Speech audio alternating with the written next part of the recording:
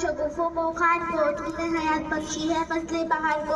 السلام علیکم معزز سامعین، میں مخاطب ہوتی ہوں ہمارے ہر دل عزیز استاد جناب محترم عبدالعظیم الدین سر سے، جنہوں نے بے انتہائی جذبے اور لگن کے ساتھ اپنی ذمہ داریوں کو نبھایا۔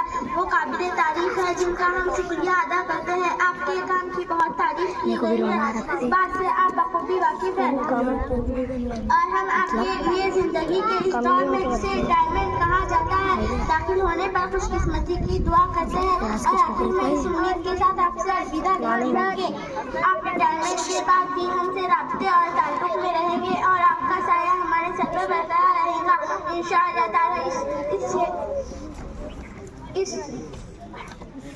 اس شعر کے ساتھ اپنی بات ختم کرتی ہوں کہ نو نہالوں کو قندیل حرم دیتا ہے، نو نہالوں کو قندیل حرم دیتا ہے، دست نازک کو لوہے قلم دیتا ہے، اور بانٹتا پھرتا ہے روشنی سورج کی طرح، اور ڈوبتا ہے تو ستاروں کو جنم دیتا ہے، ڈوبتا ہے تو ستاروں کو جنم دیتا ہے۔ السلام علیکم۔